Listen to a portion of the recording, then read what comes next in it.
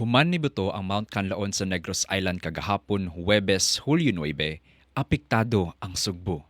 Gani, labihang naapektuhan ang dakbayan sa Toledo, kansang lugar nag-atubang sa Negros Island. Subay sa pagbuto sa Mount Canlaon, Huwebes sa buntag, nakasinati og ashfall ang mga residente diri sa syudad sa Toledo. Para mas masabtan natong ilang mga kasinatian, ato silang paminawon. Siya si Nanay Cecilia, usa ka senior citizen. Matod niya, kini maoy unang higayon nga nakasuway sila og ashfall. Oh, first time pa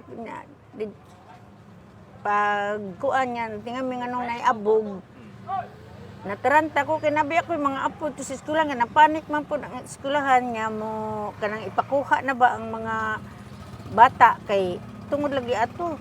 Kusog kayo nga, mga to sa Canlaon man day kuno to, nabuto ko no ang bulkan. Gihulagway niya nga grabe ang ashfall nga nitumaw sa ilang dapit. Grabe, kanang namilit din na sa mga jealousy, mga dibisag dito sa sulod gani nya. Ito man og kuan kanang murag ito ang color bitaw sa iyang mamili murag bunbur ang sa to mga murag bunbur pero di man jud yun abog nga sinabog na man jud mapil nimo nga kuan kanang murag bunbur nga pino. Si Geraldine, usa ka karinderya vendor, napugos sa pagpanirauna sa iyang tindahan nunot sa grabing ashfall. Wala kami kahibaw sa nibuto nga bulkan. Ang nahibaw mo kay kuan habagat ra ang hangin. Nya dayon kay kusog man kayo. Dili magsilbi na nirado mi nya pagtan-aw na mo sa Facebook. Nimbuto day ang bulkan mao na dayto ang abog balain kay ang abog murag kanang kuan kanang puti. Gisiguro hinuon ni Geraldine nga limpyo gihapon ang iyang mga gibaligya ang sudan. Oh, tabunan. Ikaduha na akong kuan sa sudlanan sa kuan. Sudan kay abog man ganina. So giinit sa akong sudan.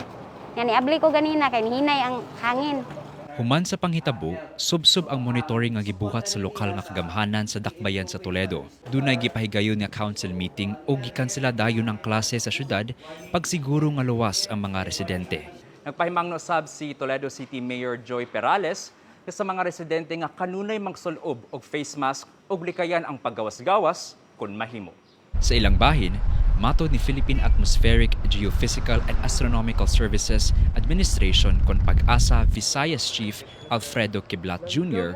nga posibleng mahanaw na ang ashfall sa Sugbo karong Biyernes kuno galing di na mobuto pagbalik ang Mount Canlaon. Gipasabot sab ni Mariton Antonia Bornas, ang pangu sa Philippine Institute of Volcanology and Seismology Confivox Volcano Monitoring and Eruption Prediction Division nga ang kahimtang sa panahon dili maoy rason sa pagbuto sa bulkan. Apan kini dunay dakong papel sa pagpahibaw kung asa paingon ang pagkatag sa abo.